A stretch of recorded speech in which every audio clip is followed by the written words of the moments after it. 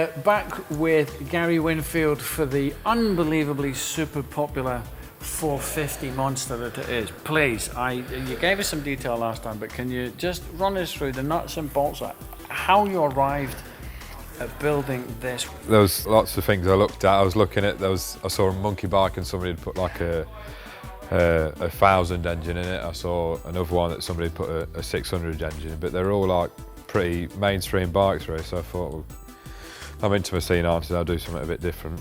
I looked at first doing a bigger engine, but it was too much. And this was the ideal really, because it's good powerful, and it's got good acceleration, and it's pretty fast for what you got in the frame really. You can't really go much faster than that in one of these. And so what speed are you getting out of that? I've only done 58 miles on it, so on my first run I did 90, and then my second one I did 100, but I weren't in top gear, so I just need to wind it open a bit more and have a bit more of a play in it really. But the first bit was the hardest bit, was to get the frame right, because to get the wheel in line with the actual C90 frame was a mix and match, because you're trying to hold it and jack it in the right place and then weld it at the front and weld it at the sides at the same time, which was the hardest bit. And then we had to make plates up to obviously do it to the C90 frame and strengthen it as well. So all the plates that we put on, they're proper thick, and you know they're going to be strong. The length of that chain, that's just massively long. Yeah, the length it's pretty long, and the swinging arm's pretty long, but because the swinging arms, it's probably about 5 inches forward where the C90 one mounts on. So it's only a little bit further back, but that's probably as long as you're going to get it, just to try and stop it wheeling.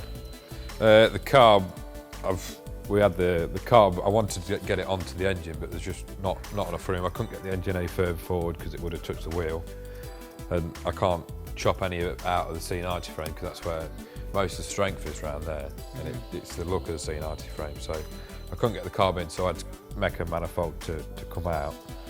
Originally the manifold was a lot shorter than that, but it was in the way of my leg. So I've made it longer and further back, which has affected the fuel a bit, but nothing too much. And this is an Eddie Fitch exhaust? Yeah, Eddie Fitch. I've made a quick modification in the last few days, just of a bit of a carbon shield, just to stop me from burning and melting all my trousers that I wear on it.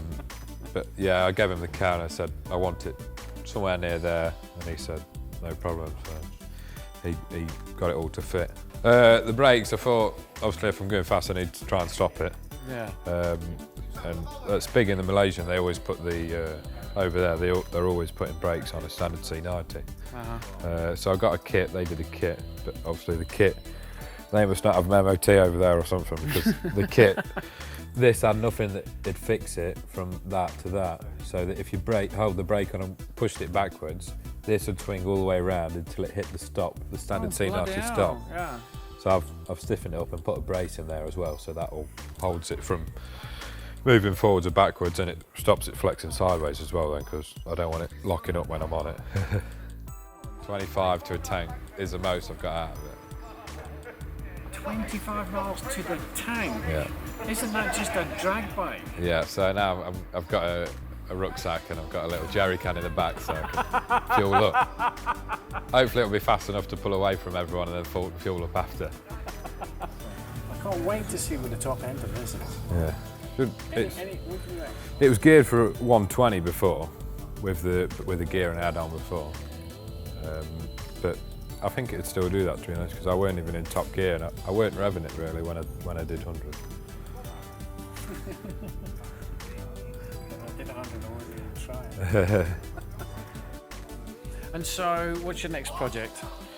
I was looking at a CB125, but obviously I've got to find the right donor bike.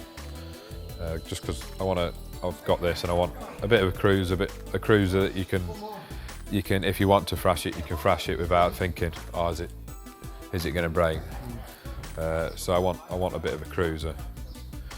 So CB125, anything like that.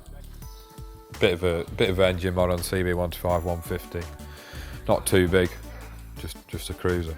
Do you do you do like orders for other people? Do you ever do any of that, or do you only just do your own thing? Just my own thing, really. I'm busy enough with bikes in the week, so when I just wanted something I can ride on the road, but now I've got something I can ride. I'm chilling out a bit first until I do another project. So. And you're on a race team. Yeah, I'm team manager for a British Superbike team, so that's a pretty busy job as it is. So every bit of spare time was put into this, but now I'm just chilling out and enjoying it, really. It's beautiful. So we definitely are gonna come back and catch up when we get when you do the open up and see what it's fully capable of. That's going to be a trip, isn't it? Yeah, definitely. But again, thanks very, very much. No problem. Cheers, thanks. Nice. Cheers. Pleasure.